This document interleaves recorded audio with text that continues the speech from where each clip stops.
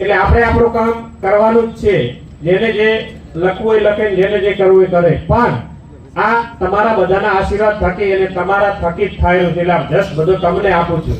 હું તો માત્ર નિમિત્ત છું અને તમારા થકી જ આ કાર્ય શુદ્ધ થયેલું છે. એટલે આવું નવું કાર્ય, આવા નવા આશીર્વાદ આવનારા સમયમાં પણ રાખજો, એટલે આપણે આ વિસ્તારના વિકાસમાં ક્યાંય અડચણરૂપ ના થઈએ.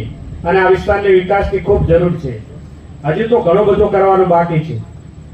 એટલે જ્યાં જ્યાં જરૂરિયાત પડે, સમય અનુકૂળે રોડ રસ્તા હોય, નવી કેનાલના કામ હોય, નવા બધા કાર્યોના કામ હોય, જ્યાં નવી સ્કૂલોના કામ હોય, તમામ કામો આપણે કરવાના છે. એટલે આપ બધાના આશીર્વાદ થકી અને આપણા થકી આ કાર્યો હંમેશા થતા રહેશે અને આ વિસ્તારની પ્રગતિ કોઈ રોકી નહીં શકે. તમારે બધાને જાગૃત રહેવાનું છે કે આ વિસ્તારને વિકાસની જરૂર છે. તો આવો આપણે સૌ વિકાસમાં અવરિત થઈ અને આ વિકાસના કામોને ખૂબ આગળ વધારીએ. અને જીઆઈડીસી ની પણ જરૂરિયાત છે, એ પણ કામ ચાલુ છે. તમે એમ ના બનતા કાંઈ હું ના બોલું ને ના લાઈવ થવું ને કોઈ પોસ્ટ ના આવતી, પણ હર હંમેશા તમારા માટે અને તમારા કાર્ય માટે અગ્રેસર બોલતો જઉં છું.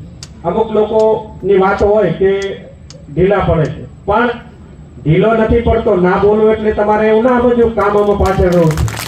દરેક કામમાં હંમેશા અગ્રેસર રહું છું. આ શું જરૂરિયાત છે એ મને ખબર પડે. હું આઈનો જ છું, તમારો જ દીકરો છું. તમારા દીકરાને તમે જ્યારે ચૂંટણી મૂક્યો ને ત્યારે તમારાથી પાછો ન રહે.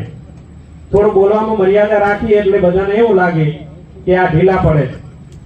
પણ જ્યાં જ્યાં અધિકારીઓને જે સૂચના આપવાની હોય એ હું આપતો જઉં છું. જ્યારે જરૂર પડે ત્યારે તમે મને કહેજો કે કોઈ અધિકારી આપણું નથી માનતા, તો એ અધિકારીને મને સમજાવતા આવડે છે.